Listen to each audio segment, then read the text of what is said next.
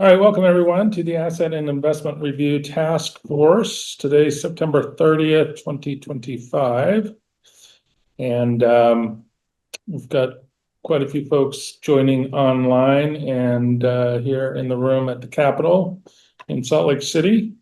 So let's just briefly go around and make quick intros for everybody starting here in the room. Marlo Oaks, State Treasurer and chair of the task force, and we'll go clockwise. So Brittany Griffin, I work in the Treasurer's Office. Alex Nielsen, I work with the Office of the State Auditor, the assignments.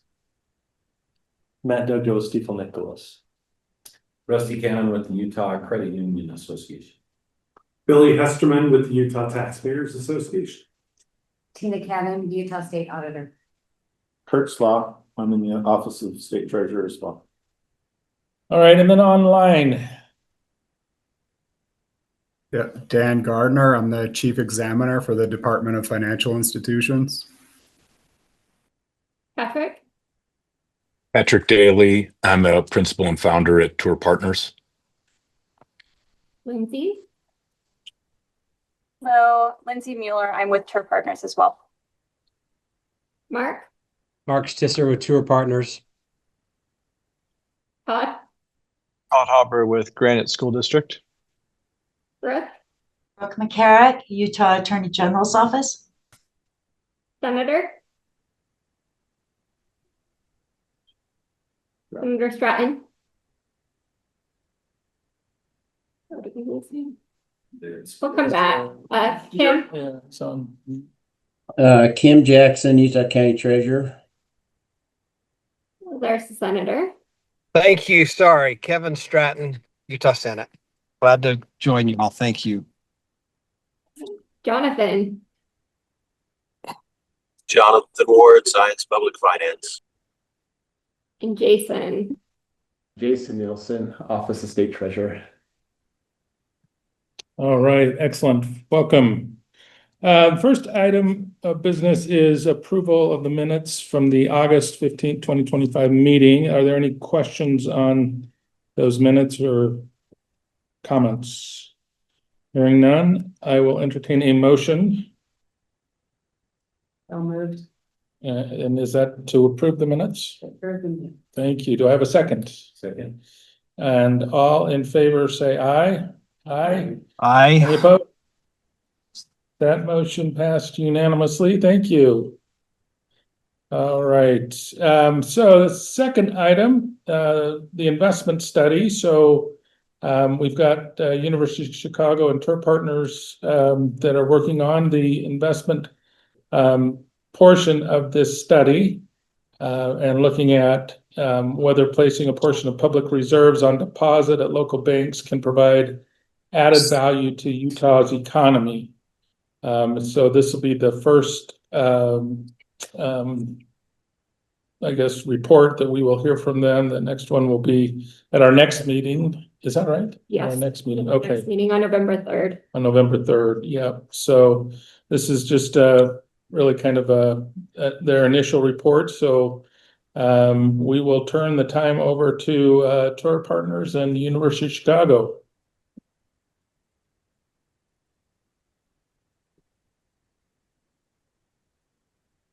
So I just want to say, first of all, it's a great privilege to be talking with all of you guys and walk you through our initial draft findings. We've focused the preliminary part of this on looking at the overall banking sector in Utah. And we're also now starting sort of the returns analysis and economic impact. But we're going to focus this preliminary on our preliminary findings of the banking sector in Utah. Go ahead, Lindsay. And this just is a summary of how we're looking at it. Both most of our data now has all been coming from the FDIC, as well as other banking regulators. So that's sort of where most of it comes in, along with some calculations, and we'll have backups in the appendix for all of our findings. Next one. So this probably isn't a surprise, but it's a nice chart. It just shows that since 2007, Utah banks have grown steadily. There's been, some states where this hasn't happened, but even given the financial crisis, COVID-19, and the sort of regional bank stress that happened around Silicon Valley Bank. The Utah banks have steadily climbed, and both assets and deposits. Next one. So the other deposits remain consistent with national trends. However, there's one thing to note for the banking sector in Utah. They never reached a negative change in deposits year over year. In 2023, due to the crisis of Silicon Valley Bank, a lot of deposits were pulled out of the system, but in Utah, they stayed steady. This is the Utah Bank's returns, and these are averages across all of the different size banks, are in line with historical averages. So you can see return on assets, equity, and net income. There was a massive drawdown in 2009, as well as there was some losses in 2020 during COVID. But since then, they've recovered, and they're returning to sort of normalized averages for the last 25 years.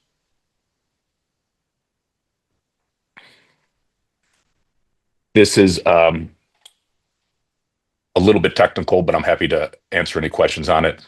So this is showing sort of the tier 1, tier 2, and total risk-based capital. And these are calculations done internally at the banks, and the regulators check them.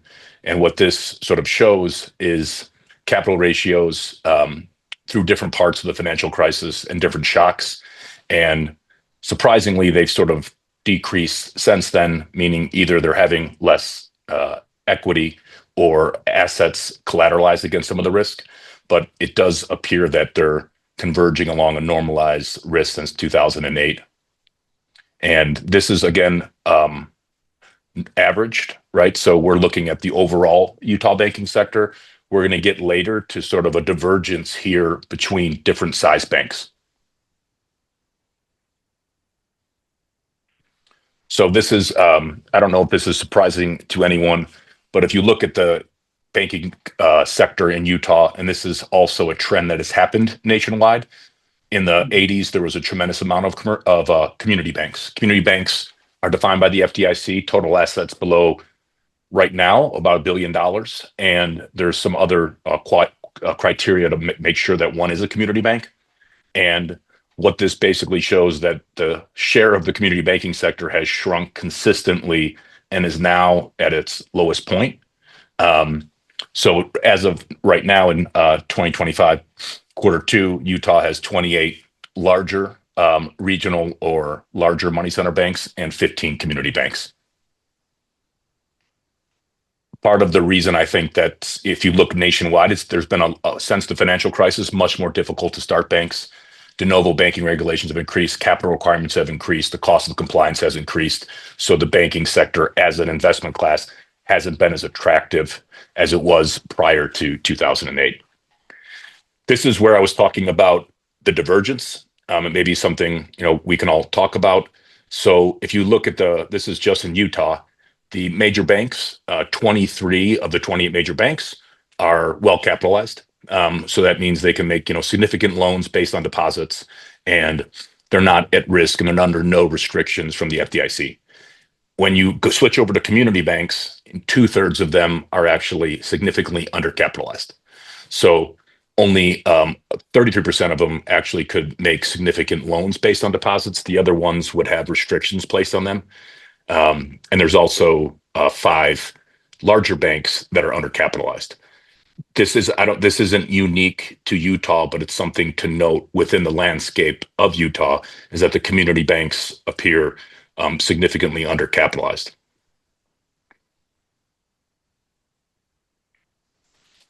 This is something in addition to show. So what we're trying to show here is the composition of loans between community and the larger non-community banks.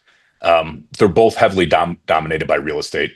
It's no surprise that the majority of loans for both of them are on the secured real estate side. What the difference here will show is that the larger banks do more commercial and industrial loans. So those are to larger businesses. They also have a category of other loans as well as agriculture. And it looks like the community banks do a little bit more on the consumer side and the ag. Sorry. So this is just a blend across, and it sort of shows that, with money that could potentially be placed into these is where the loans maybe would come out.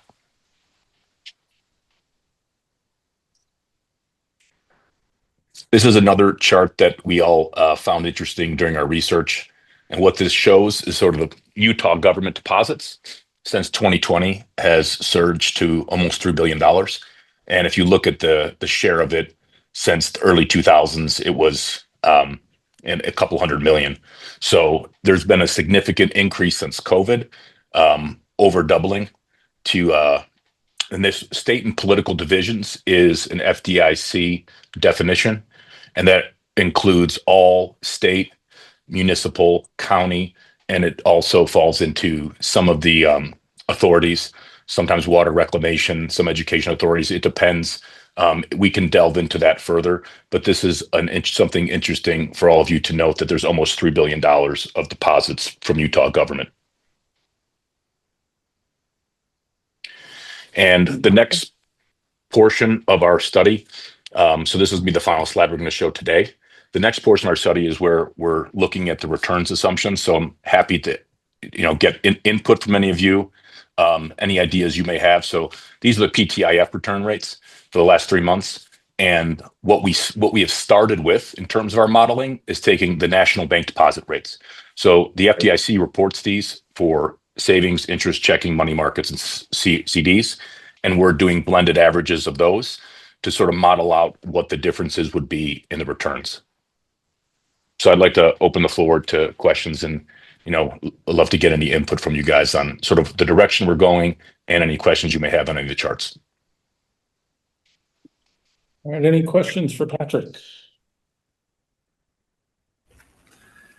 On that previous chart, bar chart that was showing the deposits over time, is there a chart coming in the future that would show, I don't even know if we can measure this, but what the expenditures compared to it would be? Like, I think it'd be interesting to know the ratio. The interest? How much, or the collateral?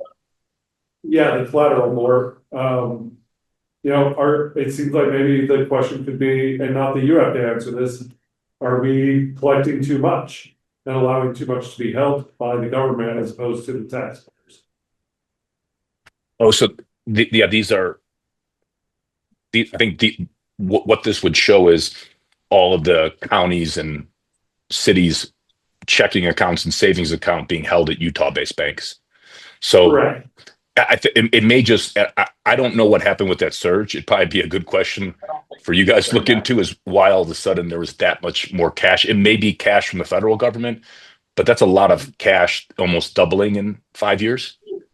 Yeah.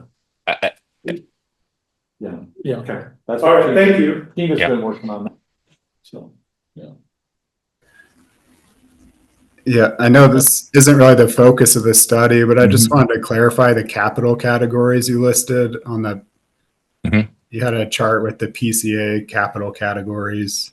Here. Yeah, and for those that don't know, that's in federal regulation for the corrective action capital categories. And I just want to clarify, currently all of the state charter banks are well capitalized.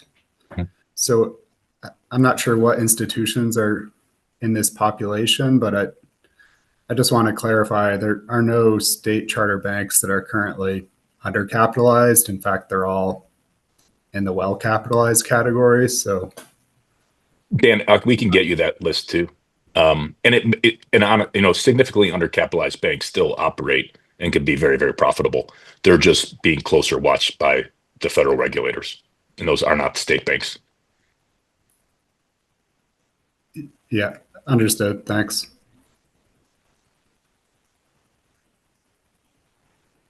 So would this capture the state chartered banks? Yeah. Marlo, this is Howard. Can you hear me? Am I? Yes. Yes, Howard. Okay. Sorry, I'm up at my conference. I'm sorry I can't be there today. I'll be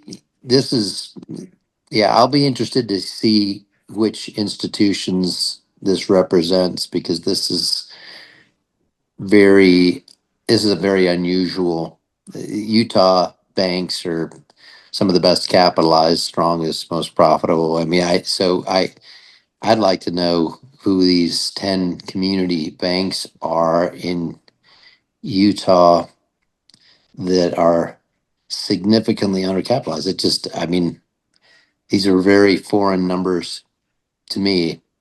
I don't know, Daniel, I mean, did you have the same reaction when you saw this, Dan?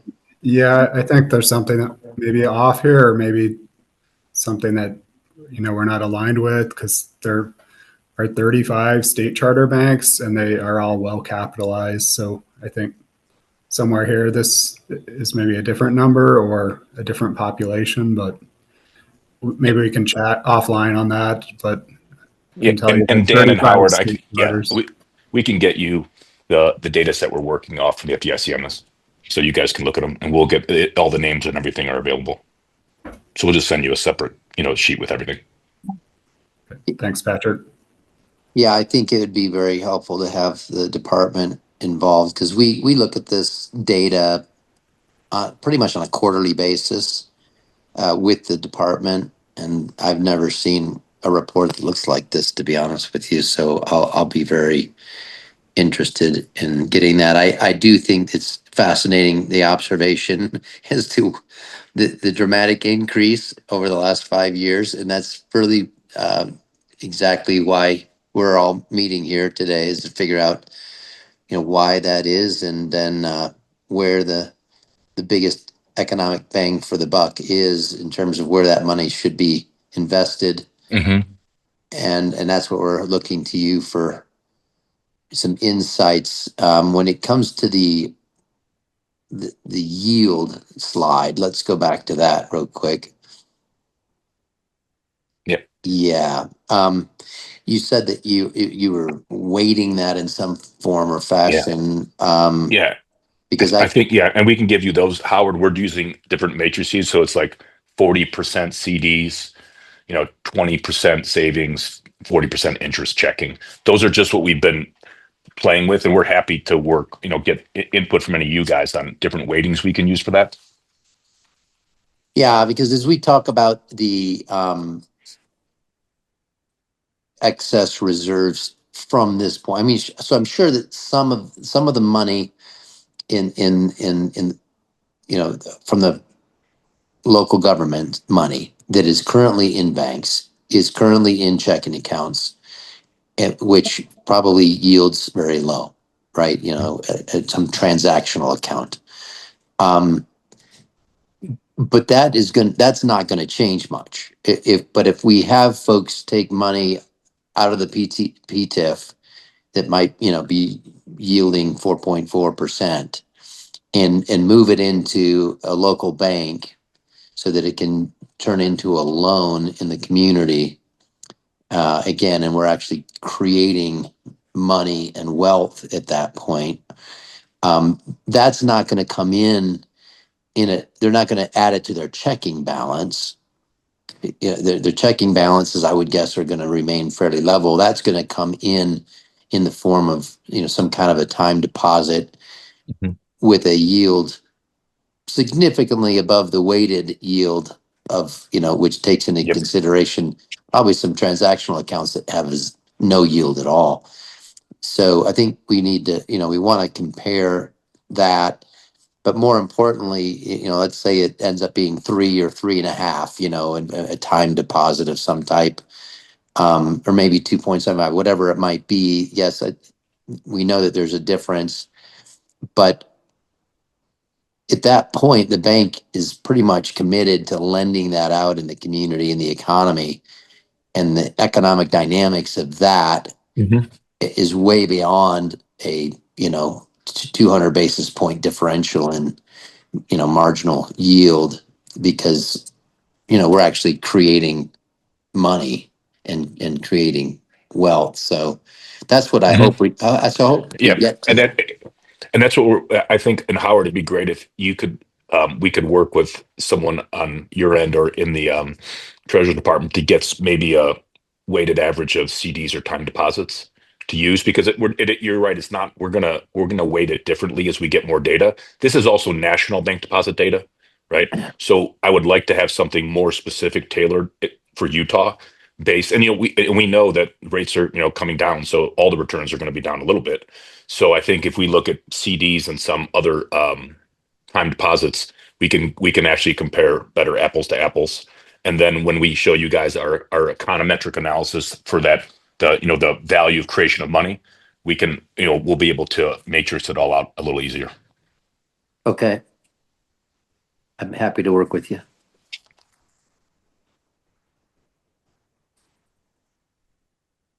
Any other questions? Great, thank you, Patrick. Thank you. All right, the next item is the public entity reserves data. Alex, you've been working on this quite a bit, I know, and Auditor Cannon, is there anything you wanted to add before we turn it over to Alex? No, Alex does this better than I do.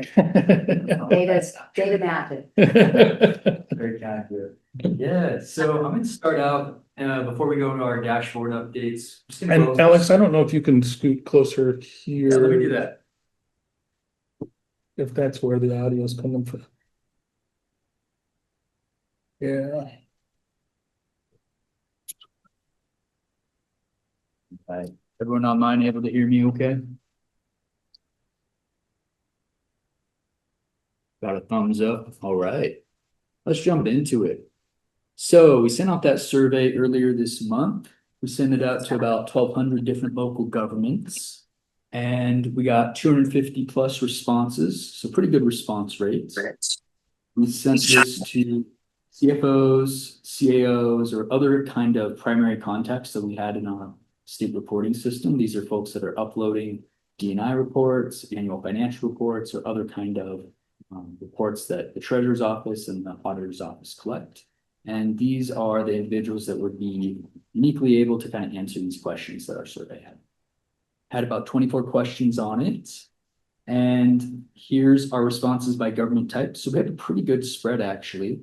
We had charter schools and school districts came in as a cohort pretty well. I think we're at about 146 LEAs, so pretty good representation there. We had 9 of the counties. We had about 27 cities and towns, a few AOGs, 2 institutions of higher ed, 3 housing authorities, quite a few interlocals.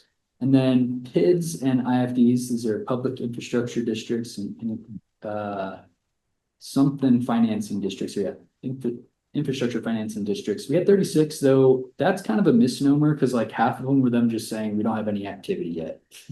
So even though that looks a little inflated, I wouldn't put too much weight into their group. And then we had quite a few districts and RDAs.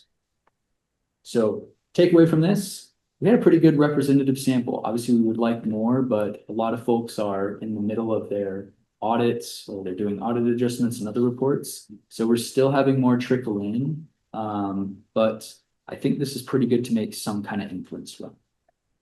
Now, before we get into the surveys, I wanted to talk a little bit about what happened outside the survey, which is we sent it out and then my phone and Brittany's phone and email just started getting hit with a ton of messages. And we had a lot of different questions, some people asking for clarifications about the survey.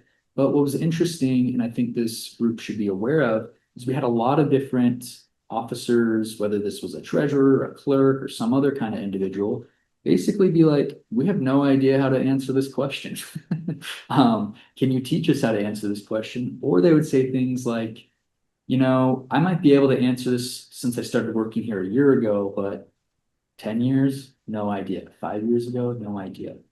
And I think this mostly came from smaller to mid-sized entities. So I think this is probably a little reasonable if like the cemetery maintenance district person is tabbing this tape, right? They're not really into finance. They're more into just taking care of the cemetery. It was interesting how many cities and towns and mid-sized districts were also cities. So just be aware, those folks didn't always wind up in the survey results. So as we do inference and we take away from the survey, just be aware of that. Was there one particular question they struggled with, or was it the whole? Am I legally required to answer the surveys? Yeah, there was a lot of those, right? People are busy, so is the survey optional? I think the two that I think had the most hangups were some entities do slightly different financing. So saying like, hey, what's your net position or what's your unrestricted cash and cash equivalents? They just don't think of those numbers based on how they do their financing or their governmental reporting. The other big question that had a lot of hangup was days cash on hand. A lot of folks wanted us to tell them how to calculate that. And in fairness of like the survey question, maybe we needed to word it a little more clearly. We want you to tell us yours. It's okay if you don't have them. But that was probably the other kind of sticky point. Okay. Yeah. Any other questions on that? Okay, let's get into the fun stuff. So I really have dived deep into question 2 on the survey, which was, is there a trend in annual net position over the last 5 years? And what factors do you believe contribute to it? So I first started off by just doing a little text analysis. Don't worry, I read through all of them as well. So we're not just going to rely on data, but it's interesting to see which words are kind of connected. So I pulled out the top 15 keywords in this little network diagram here, and thicker lines are where words would correlate together. So you can kind of in the middle see capital and projects, and the words increase are kind of highly correlated just based off text frequency. We also see some things like new or interest. We also see district and school. On the right-hand side is just a bar chart of all keywords by frequency. Notice though, like increase, and increases, really that's all like the same word, more or less. So if we remove those slight modifiers and just keep the stems, that's what this shows, where we've kind of combined them. And we can now see capital projects, interest rates now as an emerging kind of clustering of keywords. We see tax and revenue in the bottom hand side start coming out. So that's just kind of interesting. I like nerding out, wanted to have fun. But let's actually go into the most common reasons that were provided. This is from me going through reading about 250 of these responses. So by far and large, the largest motivator for a trend or change in net position is large capital assets and projects. Examples would be buying land, new school, large constructions of buildings, or saving up for a large capital asset. Then the next most common answer was PTIF, or gains on investments. And this is attributed to higher interest rates. And so people are just getting more money from their investments essentially. Then no surprise to this group, we've talked a little bit about this in prior meetings. Grants from state and federal, as well as the federal COVID stimulus, was another primary driver for that increase in that position. Another one was tax-based changes. So property tax and sales tax especially were referenced, where property values have gone up, tax base has gone up, or there's been an increase in sales that has led to an increase in whether it was a district or some kind of other entity's cash reserves. There's also some other taxes that were interesting to me. I'll talk more about these as we get into some of the other slides, but something like mineral lease revenue for a specific district who gets all their funding from mineral lease will have huge fluctuations depending on that federal lease tax. So interesting stuff. Now, and like, here's a great one that I just pulled out of here that like, I think would totally summarize like most of the answers, though we will get into some nuances, right? Then if you want to read through it, you can, but I think I summarized that okay. Another big trend was boards. So a lot of entities referenced our board is basically requesting or encouraging us to pursue this kind of financing strategy. Here's two of the answers here where you have the board basically saying, this is what we want. We want to have a buffer. We know times are a little crazy right now. We want to build up a larger kind of cash reserve. For LEAs specifically, most of them had large capital projects, but there were some interesting ones for them as a cohort. A lot contributed the increase to a growth in student enrollment and services, which has led to more FTEs. There was an increase in the weighted pupil unit that the state of Utah determined, which led to an increase in compensation as well. A lot of school districts are making sure that their compensation and benefits are increasing and lucrative to stay competitive. Then the ones I've highlighted were ones that I'm not sure if this group has talked about, so I wanted to draw attention. There were at least 4 or 5 that reference changes in the unfunded pension liability at URS. I'm not exactly sure what that is. Does anyone have any context on what that one would be? To do a little more research, but. Well, it's the amount of. Well, unfunded liability is what they owe the pension. Mentioned, right? Yeah, so there's, And so yeah, it shouldn't have an effect on their cash reserves, so. well, Right. to the extent that they need to, Planning to fund that in the future. fund more than they were previously expecting. So would that mean they got park the money to do that, therefore that's part of the reason there's more money, say the PTIF. Right. Yeah, because then they would need to Yeah. they're make setting more aside- donations. Yeah, exactly. Todd, I see your hand is, you're gonna be the guy to help us out on this. That's kind of interesting because as a system overall, I think URS has been closing the gap in terms of unfunded liability, right? So I'm not sure if there's particular plans that are maybe different, but like I didn't think that there was increasing unfunded liabilities of URS. I thought it went the other way. That's what I was thinking. And it could have been they were trying to say, the question is phrased as changes in that position, so maybe that's decreasing. Yeah. Okay. Yeah, because I read it the other way, that means that what they thought they needed to pay. Oh, so they're paying increased, less. So their cash is. So they're paying less, Yes, so their then. cash increase, because, Yeah, that's possible. We but don't- I was looking at it Yeah, from their cash increasing. How that's related. Okay. Did Todd have a comment? Yeah, so I think you're all on track. For those of us who are managing the financial statements, we receive a report from URS, which determines our proportionate share of the URS position with regards to the UWAL or the unfunded liability. And that's a calculation that they do for us. And then we capture that in our financial statements. And when you go back 10 years, so if you're going back 10 years to more recently when URS has identified that the rates can go lower because they're catching up that UWAL faster more recently. 10 years ago, it was a big deal. And our proportionate share of those unfunded liabilities had to show up on our balance sheets. And it does wash down into the net position.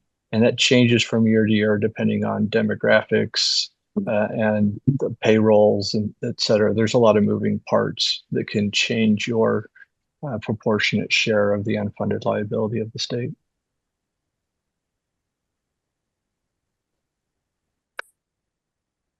Thank you, Todd. I knew you would have some context for us. Can I ask a clarifying question then? So just so I understand, that's a changes that sounds like a positive thing, that the situation is getting better and that's flowing down into the net position number. Is that what I'm hearing?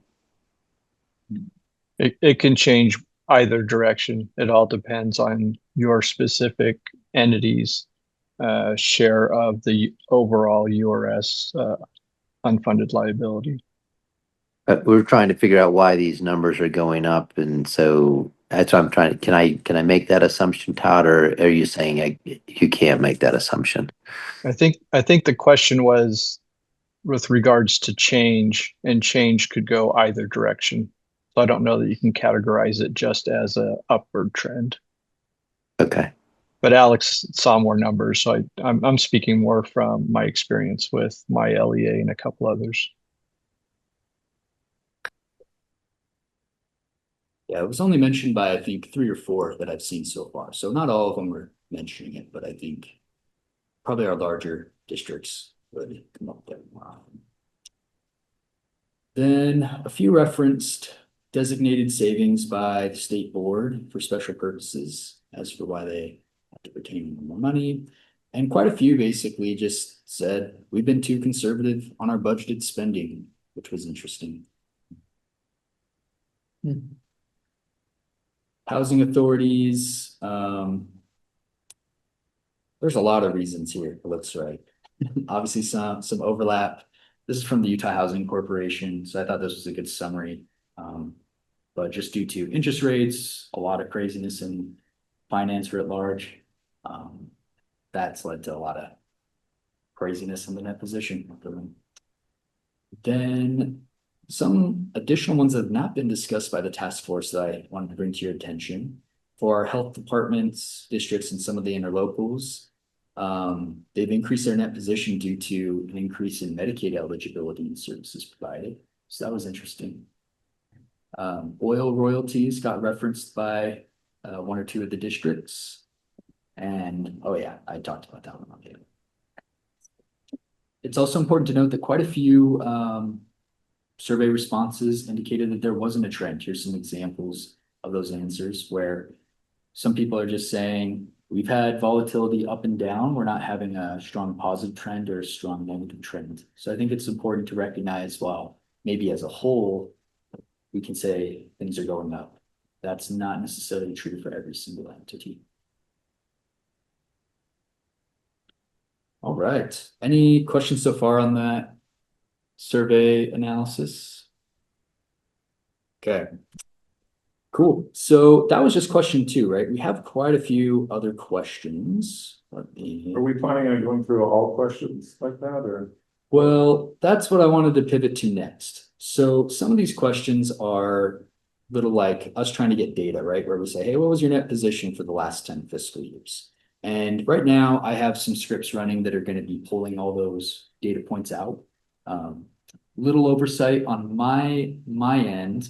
People will submit that in very different formats. So I was expecting a nice little list. So it's just taking a little more work to pull out, but I'll have that all pulled out probably in the next couple weeks, definitely before our next meeting.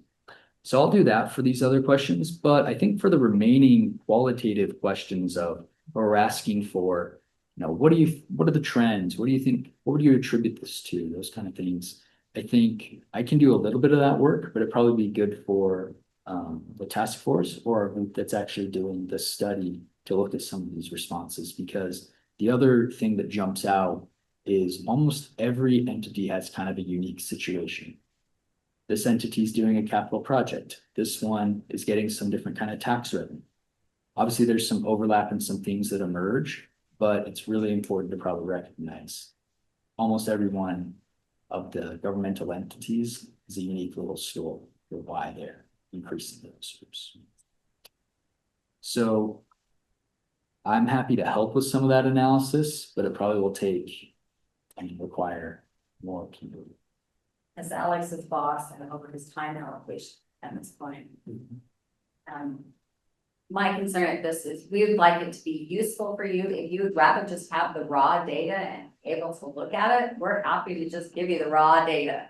As Alex points to, every situation, and I think I'm having a broken record in saying this, every entity is different in what their balance sheets look like and the reasons why their balance sheets look like that. Every situation is slightly different. So it's hard to aggregate some of these into the trend. We can give you a lot of information in the state auditor's office, but we try to stay hands off on what it all means. We're not here to tell you what it means at your job. So we'd like to give it to you and it's in a format that's useful. However you want it, but we have both the spreadsheet as well as a PDF with all of the individual responses, and I can probably share both of those with the members list task force. So Brittany, I don't know if it would be appropriate, but I know you had downloaded all the responses into ChatGPT. Yes. And it kind of spit out some pretty good analysis, I would say, on the. Without having gone through it like Alex did, like hard to verify.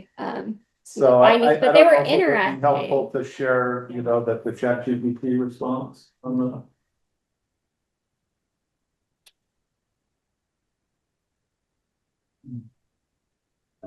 I think that could be helpful, definitely to leverage some AI, but you'll definitely want a second set of eyes on it. And Sure. I would say if you did it by question, you'll probably have better inference than if you do the entire answer, like all 24 questions. Okay. Well, the insights it gave us, I thought were pretty Like helpful. aligned with some of the. Yeah, I mean, it some of aligned with our- what you were talking about there, Alex, so. For example, some of the things that it derived as possible trends. So federal stimulus as a key driver. It says that organizations attribute spikes in cash reserves in opposition to federal COVID stimulus and COVID and related stimulus. Inflation and economic volatility. Multiple responses highlight inflation-driven increases in sales tax revenue, but also higher operating costs. Entities express concern that another round of inflation or a recession would force adjustments to reserve spending. Another one is infrastructure and capital projects. So report large capital projects like schools or water systems, as driving fluctuations and balances. Long-term planning also involves strategic reserve accumulation in advance of those major construction projects, followed by drawdowns. It said the conservative debt velocity, so this is probably where some of that school board director, the board direction is coming from. But they said their preference is to avoid long-term borrowing when possible, using reserves and cash to fund projects. When debt is issued, emphasizes maintaining strong credit ratings and meeting or exceeding bond covenant requirements. And I know that we've had some discussion in this group as to rating requirements on days cash on hand and other metrics there. Reliance on PTIF and investment income. So PTIF has been a meaningful factor in net position in days cash on hand. Some organizations note an inverse relationship when interest income is lower and develop revenues higher, and vice versa. And they also noted that budgeting investment income is generally conservative due to rate volatility. ChatGPT says that the respondents generally see their reserve levels as about right. Most respondents believe their reserve levels align with operational needs. However, they caution that downturns, inflation, or recession could quickly change this outlook. And then it broke it down into sector specifics. It says that school districts emphasize strategic savings for new facilities and bond proposals paired with conservative cash management. Utilities and water districts stress magnitude of infrastructure replacement needs and the importance of reserves to support long-term capital investment. And then smaller entities like charter schools are reporting little to no unassigned fund balance, relying on restricted funding streams. So that's ChatGPT's take of all of the analysis. Too bad. A lot of that over less than I saw. Cool.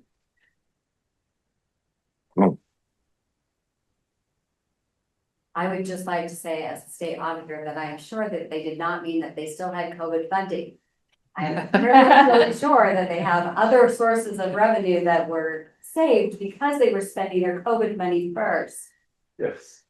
Just for I'm sure full that's how. disclosure, I am positive they do not still have COVID money in their accounts. That would be wrong. Right. Well, from the dashboard and looking at the dashboard, maybe we go there. Yeah. Because I think there's some really great information on there. Alex added ratios and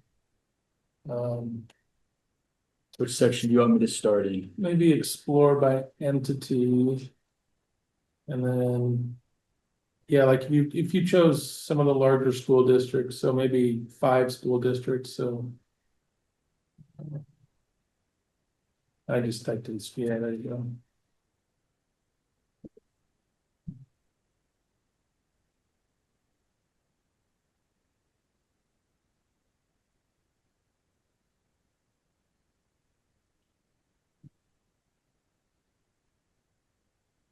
Churning through a lot of data. Yeah. Just run this one locally. maybe as we're looking at this, if you'd all keep in mind what we'd like to focus on for our presentation coming up for public education appropriations in a couple weeks, as well as what we should rely on for the final report. I think that those are important discussion items. Mhm. That'll be good to get Todd's input on that. Yeah, so you can see kind of trends here with some of these key ratios at the large school districts, and each of them is going to have a story clearly. But you do get a sense, you know, that I think like on some of the unrestricted cash ratios at the top, those have come down. So cash to expenditure ratio, unrestricted fund balance ratio over time. Those have been They're coming actually down. coming down, Yeah, which is not what you would have expected, right? right. So, Although it does go with the COVID money narrative Mhm. that's been spent down. or expenditures have really increased. Yeah. Yeah. What is the date of that? When is the presentation to public ed?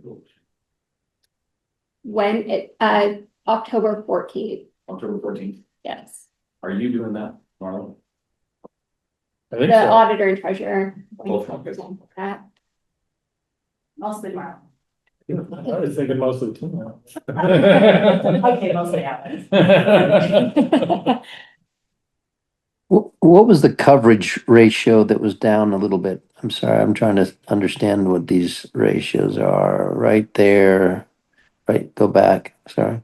I think it's appreciation. Government fund revenue coverage. Yeah. This one right here. No. Government fund coverage is the next one down right there. Right there, okay. Yeah. So government revenue divided by government expenditure, that's the ratio there. And what these ratios come from, they actually weren't made for this task force. They came from our own fiscal distress dashboard that we use for local governments. We just included them in here for this group. Yeah. So we have a couple standards that Seth Ovison from our office kind of set using different kind of research, and they're not perfect, but they're more geared towards like, you've you've not been managing your entity properly. Let's flag that and have a conversation. Yeah, that's an interesting one.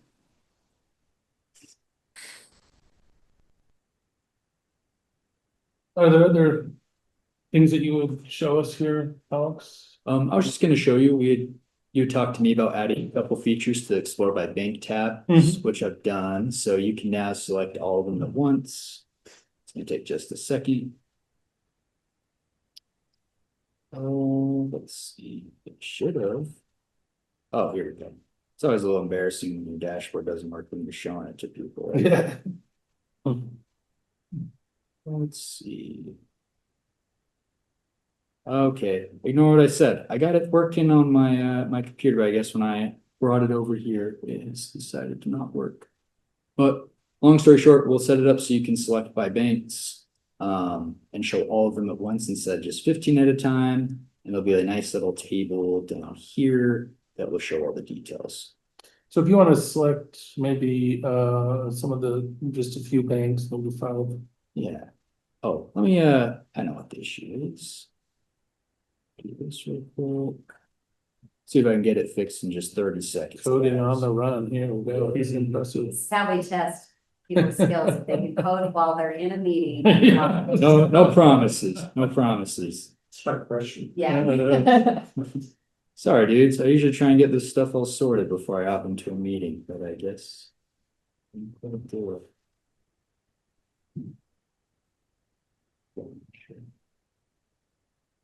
I think you're just flexing.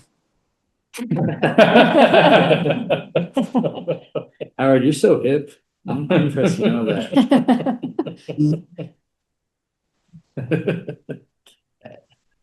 There we go. Now it should work.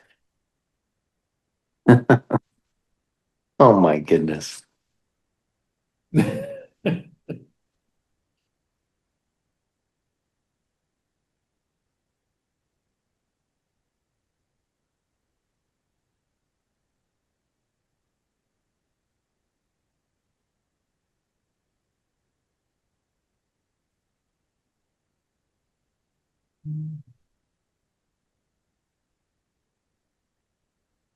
Okay, guys, here we go. Now we should do it. So this is total market value of bank deposits and investments, or what is this? So this first one is just investments, and what we've done is we've selected all of the custodians and qualified depositories. And so think this first chart, we're just gonna be looking at investments. The next one will be deposits. These include banks and credit unions. Yep, this includes everybody.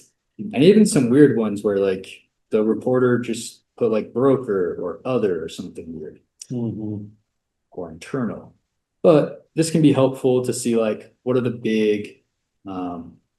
bigger kind of investments. So like Wells Fargo is this big pink bar as an example. Or this next kind of big bar is Zions. Or this purple is US Bank. This pink is, or not pink, but this blue is Principal. So added that little feature, you can come in here, see the associated market value, cost value, and book value, as well as the year. You can filter these. So like, let's say we wanted to look at NY Mellon. There you go. So added that little feature. Then Yeah. Oh, So, go ahead. okay, so this is, so if you have banks up there, but it's just investments. These are like CDs, but not, but I think the CDs would be reported in the depository section, so that's why I'm a little confused about what this is reporting on. Yeah, Treasurer Oaks and I were actually talking about this yesterday. It's a little confusing because you can almost, it's not double dipping, but think of them as two different reports, right? You say deposit investment report, they happen twice a year, but they're going to contain different information. So the Well, investment. they're either gonna put it up in the depository section or in the investment section. They shouldn't be putting it in both places, right? Right, but when we aggregate everybody's, you're gonna have on the deposits, they'll reference, okay, we have some kind of CDs, but then for some folks, they're gonna say in investments, it's in their CDs. Oh. Yeah, Okay. it's just one of the weird It nuances. might where be you- how they're reporting it, right? Exactly. Yeah, okay, cause it is self-reported data, so Yeah, sometimes there's not. welcome to our life, self-reported data. I'm glad you brought that to the Yeah. group's attention, Okay. because it is a little weird to write. Go. Bomb thread it, USU, this might be a real fun night. I'll say out there. Yeah, well, if I don't come back tomorrow, you're in good hands with Alex. Safety. So then if we look at the deposit side by bank, this big one here is the PTIF.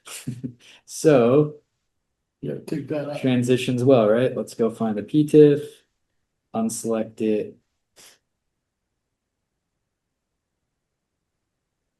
And now we can see Zions is this larger kind of red bar. Wells Fargo is this kind of pink. US Bank is this purple. Other, right? It is self-reported, so we rely on some of that data and we tried to clean it up. We're at like what, just over 12 billion? Yeah. We're gonna look at that. Right, Yes. but some of those balances might be in CDs that are being reported under the investment section, so.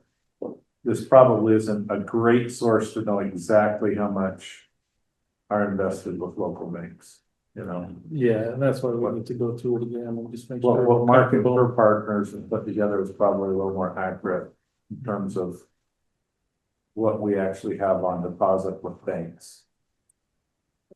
Does he go down to the table? Okay, so it shows. Oh, yeah, by year. Okay. And this one's just aggregating the total. If you want, I could add another table below this, which is the raw data that got kind of looped, where you can see all the reported lines by entity. Yeah. It'll turn into about a, 80,000 row table if you selected all of them. So I'd recommend if you do that to just do one bank or a few at a time, so you're not overwhelmed. But you guys tell me how you need it and we'll make sure that it is available to you. Actually, if you guys are okay with it, maybe I could show you what that raw data looks like a little bit. Okay. All right. So let's take a look at one of these. Okay. So let's say we wanted to look at the investment data real quick. Oh, it treats this stuff like he's in the Matrix. He's like reading it. I know. So the investments one, it's about 89,000 rows. And try to ignore some of these scary looking columns. These are just ID fields to help tie data together. But we have the report's year, the custodian safekeeping location, and maybe we could just like pick one. So let's just do like Ogden City. Simple. We'll just look at one entities. And let's just do like June 2018. So we're only looking at one report, right? So this is Ogden City, June 2018. And these are all the associated records with the report. So we would see, and this is just investments. We're not looking at deposits, right? Just investments. We have the security type, the fund assignments, the investment's name, the book value, cost value, coupon rate, current yield, market value, call date, maturity, and some other kind of deals. Because the purpose of the deposit investment report is we're looking for compliance issues, so we want to make sure that what public entities are holding is in compliance with the act, and that they're not out there buying annuities or something, which has happened, right, in the past. Somebody gets a friend and, they become the treasurer and they don't know any better and they go buy stuff that they shouldn't be buying. So that's the primary purpose of the deposit investment report is compliance. So that's why we get this kind of level of detail, but it's not necessarily pertinent to aggregating it up. Right. No, that's really helpful context. So for the investment side, would you want to see this level of detail or like one of the banks that gets selected? No, we don't need this level of detail. Yeah. So what's the level of detail that would be helpful for you guys? Your question is level of detail for which category we're talking about? We went back to this chart and you guys are like, hey, what's making up this? Is it Well, I CDs? think the only thing I think would be helpful here is if we could tell how much deposits we have at the banks, right? That would be helpful, but I don't know how you get it from this data because you'd have to add all these CDs and stuff that are being included down in the investment section. So that's why I'm saying I'm not sure this is the best source for that data. Gotcha. Because it wouldn't necessarily give you a true picture of what's on deposit at banks. Gotcha. Okay. And it may just be how things are categorized, right? So we could talk through that. Sure. Well, and anticipating, where we might be focused, the most important thing in my view is what could be viewed as local versus non-local. What percentage of all these funds would you say are being reinvested in our economy locally? And I don't know, I don't think you have that data in here. I mean, it would take some kind of judgment. I mean, even with the deposits, I think there's an issue of, okay, I have a deposit in a bank. If it's a bank that's doing business in 9 states, how do we know where those deposits are being lent? I think you're right. I think it would just be a judgment call. And that's why University of Chicago is performing that study, because we realized that that required a lot of data that we don't have, so. Yeah. I think what we do need to look at is the question of how much have reserves grown and is there an issue there? Right, that's what Yeah. we're looking at this data to help answer. Yes. Yeah, Well, and it's also helpful to see how much is on deposit. I mean, if you combine those two together, then that would tell you how much, I mean, both the investments and the deposits are cash reserves, you know, because Mhm. even the investments are required to be cash equivalents that should count as cash reserves on a financial statement, so. But to me, you just combine those two together and that tells you what we need to know. I'm not sure I track that, but I don't know that I disagree either. I know that I'm assuming like on this screen that we're looking at right now, it says KeyBank NA. That is not a deposit in the bank. That is a corporate note investment. Corporate. Yeah, that's a an corporate investment. note. Yeah. So, Yeah, This is just investments in this table that we're looking at right so now. this is like a medium-term corporate note that's KeyBank, you know, but it's not a deposit in KeyBank, it's a bond. Yeah. Yeah. And that's what I guess what I would say then, just because it says KeyBank, then it doesn't necessarily, that's a different thing, based upon what we're looking at. Yeah, So you're not going to add these numbers to the deposit numbers, I guess is what I'm saying. not those. No, yeah, we need to make sure that they aren't added into the deposit. Right. This is the same thing as the PTIF from my point of view, right? Right. And it looked like the Ogden City, did they not use the PTIF? Is Morrison doing all that work for them? They probably have PTIF as well. So a lot of the bigger entities will have an investment advisor that helps them structure their own bond portfolio that's similar to the PTIF, but you know, maybe it's a little bit more customized to whatever their needs are, so. They So larger entities will use investment advisors in addition to the PTIF. Okay. We look at their deposits, they have PTIF. Mhm. Interesting. Looks like they got a mix. Okay, so we'll work with Alex on that.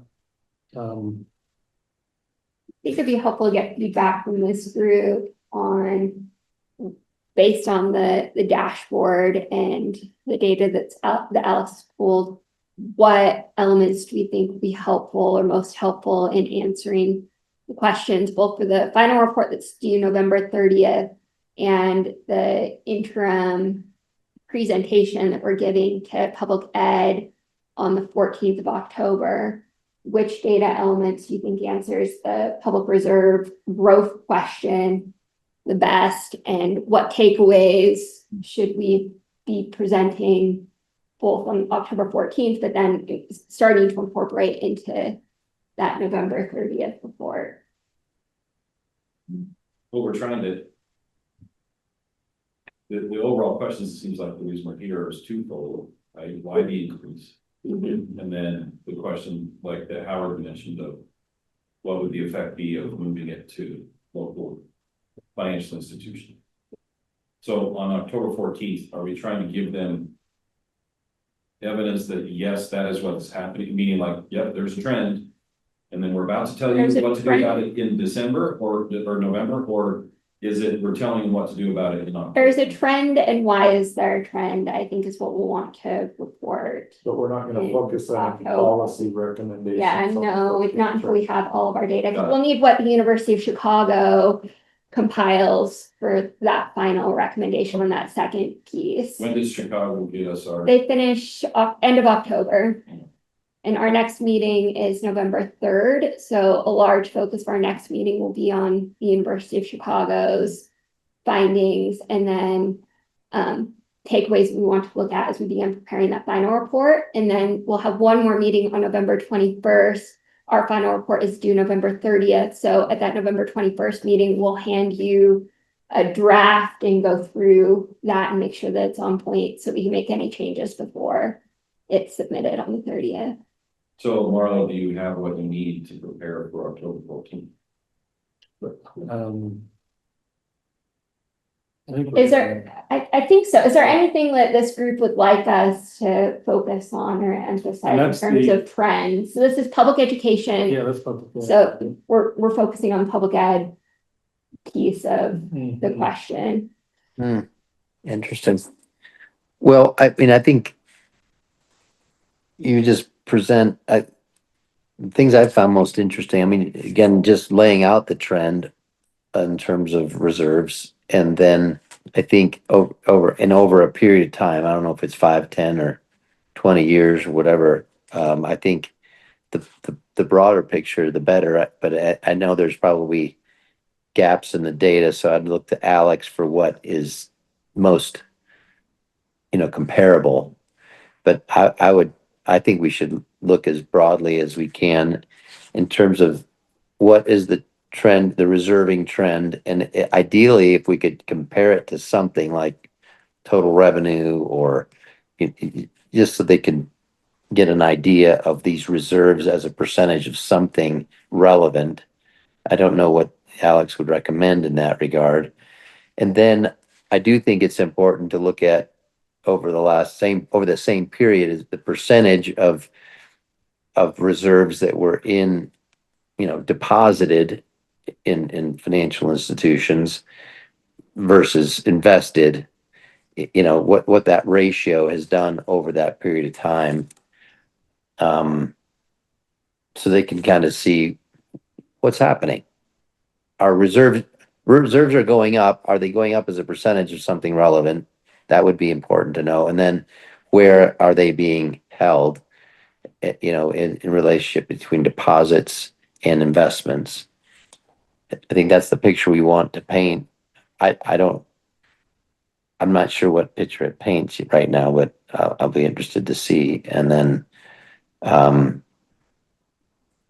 that's probably just the best way to set the table for the policymakers.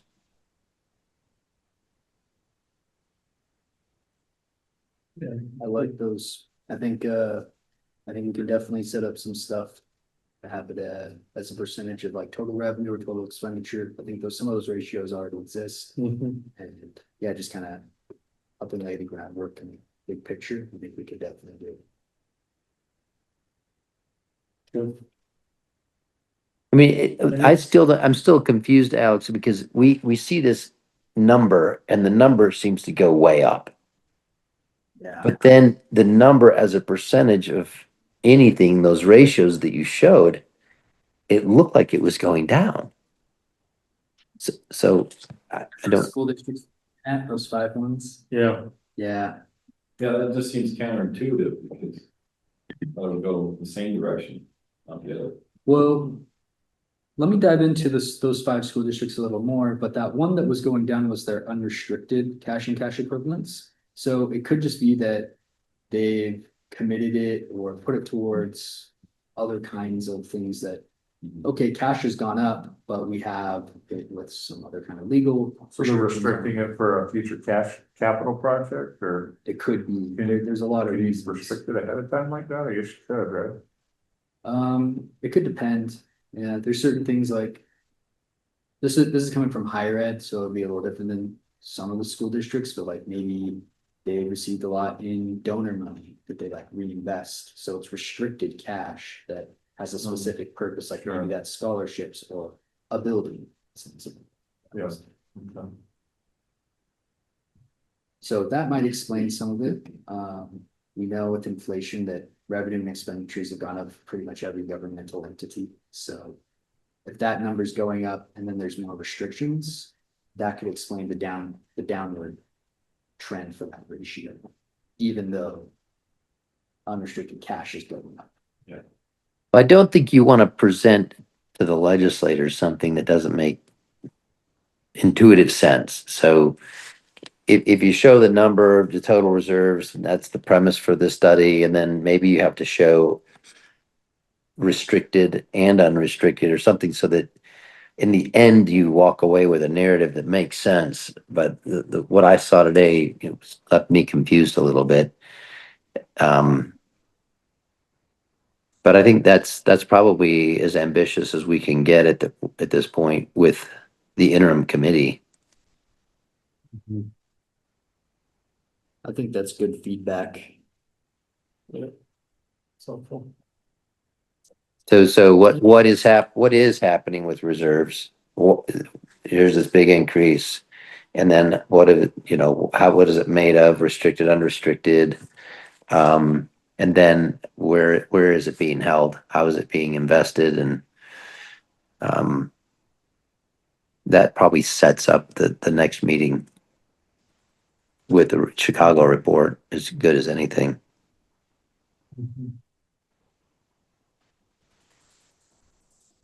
And you'll have Alex there, I assume, because you're going to get a lot of questions that only he's going to be able to answer. I hope so. We actually have our executive appropriations committee at the same time. Oh, no. nice. So, but I'll work with Tina. We'll make sure you guys are prepared. I'll either be there or someone will be there. I promise. I thought the Chat GPT stuff was pretty interesting too, Brittany. I mean, it wasn't bad. My guess is that's pretty representative, but Yeah, let's see. All right, anything else, Alex? All right, our next meeting will be November 3rd. And when we meet as a group, of course, we'll have that public entities meeting, interim meeting, beginning of October. Let's see, is there anything else that we have in October? We've got the report due from the University of Chicago at the end of October. And that's what we will we'll review that on November 3rd. Anything else? And then also on November 3rd. So again, if you all just make sure that you're comfortable with this, the data, so we can start discussing what we want to include in the final report on November 3rd to get direction, so we can finish that before November 30th deadline. Yeah. Is that final reported to any particular committee? Executive appropriations. Yeah, well, we have to submit it to them on November 30th, and then they'll schedule us whenever if they want clarification. Okay. So. and Marlo, can you just make sure that the guys in Chicago connect with the guys at the Department of Financial Institutions so that we don't have any kind of data incongruence on those? Yeah, we'll do that. I see nods. Yeah, happy to connect directly. And I just want to clarify, since this is a public meeting, as the bank regulator, capital is kind of a critical thing. But as far as the 42 banks headquartered in Utah, that's 35 state charter and 7 nationally chartered banks. All 42 report capital ratios that are in the well capitalized category, and just don't want to. Yeah, and Dan, I think that was due to some adjustments made by analysts, by some of our analysts. So I think when we scrub those, we're going to end up more on the well capitalized side. Okay. Yeah. So sounds good. Yeah. The FDIC numbers you are correct. They are well capitalized. Okay. I just want to be careful. There's not something coming out of a public meeting that says 5 Utah banks are significantly undercapitalized, but yeah, appreciate that. And we'll chat offline. So thanks. Great. All right. Thank you, Dan. I appreciate that. It's the first I've ever heard anything like that. So, and I'll just say Utah banks are usually around the highest or strongest capitalized in the country, and I'm happy to talk about that. But overall, our banks are very well capitalized, and typically we're several hundred basis points above the nationwide median or average, depending how you look at it. But Utah banks are have strong capital, and So just want to clarify that. Thanks. Perfect. Excellent. Well, thank you all. If there's nothing else, I will adjourn the meeting. All right, thank you. Thank you. Yeah.